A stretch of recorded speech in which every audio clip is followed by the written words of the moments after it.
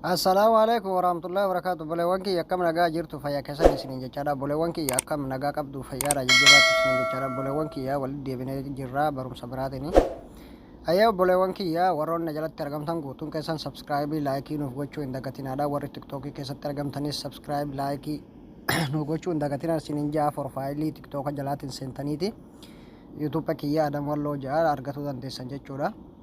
Sumaraan warri YouTube kiyya ana gaafattan argatuu dandeessan jechuudha TikTok jalaani. Taayib obboleewwan kiyya har'a appilikeeshiniin isaan agarsiisu appilikeeshiniin kun duraan koodiidhaan maallaqaan gurguramaa ture aappii kana jechuudha. Warri maallaqaan bitataa turtanis ni yaadattan jeetiin abdii qaba. Ayyee obboleewwan kiyya aappii kana ani gadi buufadhee qaba akka haarawattiin banee isin agarsiisa.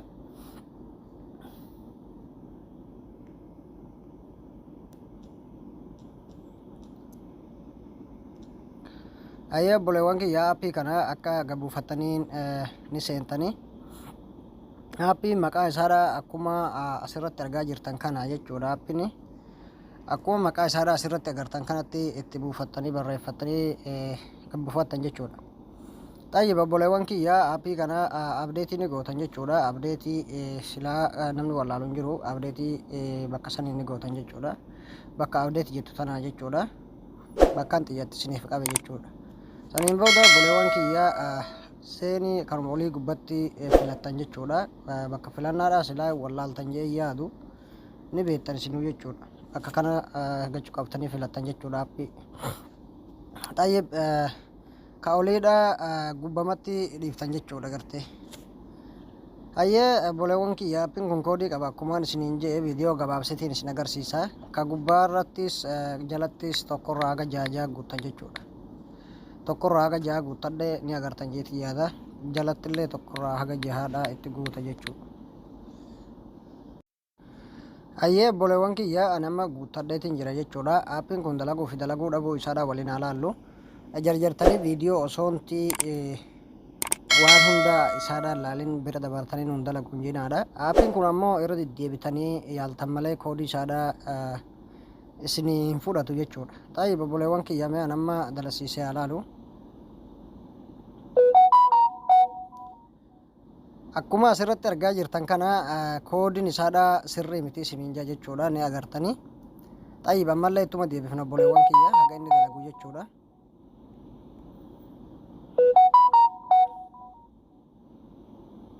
Akkanumatti isin gaafata irrattuma deddeebiftan jechuudha.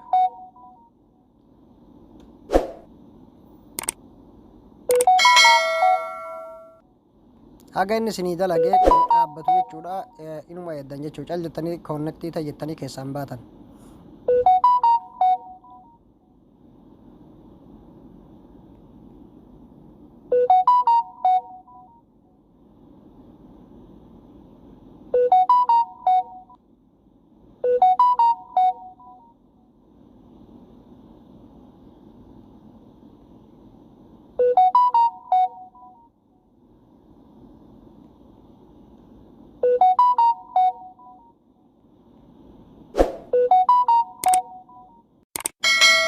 Ayyee obboleewwan kiyya aappiin kun nuuf dalage jechuudha. Aappiin akka ajaa'iba kanatti dalaga.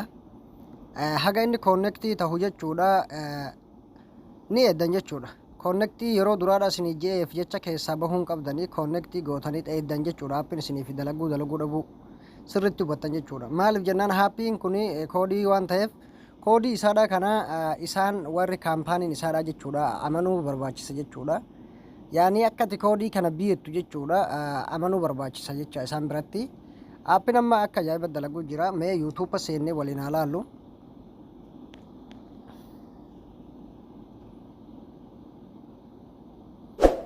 Obboleewwan kiyya egaa akkuma asirratti argaa jirtan kana jechuudha. Akka ajaa'iba kanatti dalaga. Wallaahi aappiin aappii ajaa'ibaati.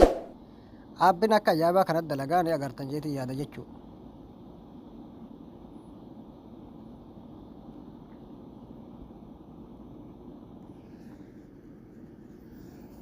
Akkuma argaa jirtan kana jechuudha. Aappiin akka ajaa'ibaa kanatti akka saarukatti dalaga jechuudha obboleewwan kiyya. Aappii itti fayyadamaan isin obboleewwan kiyya. Ayyi obboleewwan kiyya liivii tiktook illee seentanii ittiin ilaaluu dandeessan jechuudha. Aappii kana akka ajaa'ibaa kanatti dalagaa jechuudha aappiin. السلام عليكم ورحمة الله itti fayyadamaan وبركاته. isiniin جولي jaabboleewwan kiyya. Aappiin akka ajaa'ibaa kanatti isiniif dalagaa. Aappii gabuufadhaatii itti fayyadamaan isiniin jaa. Obboleewwan kiyya egaa warroonni na jalatti argamtan hundi keessan sheerii laayikii sabskiraayib nuuf gochuu hin dagatinaan isiniin jaa. Obboleewwan kiyya yeroo hundaa'u mee amma namoota liibirra jiru keessaa tokko irra cuqaasee ilaalu.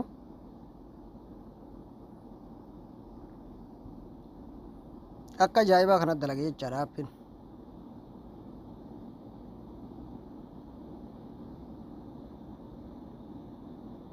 Jinande mani maaltiin beekan? Akkuma asirratti argaa jirtan kana jechuudha. Aappiin akka ajaa'ibaa kana dalaga obboleewwan akka ajaa'iba dalagaa. Hayyee obboleewwan kiyyaa warroonni tiktooka kiyyaa baruu barbaadanis jechuudha.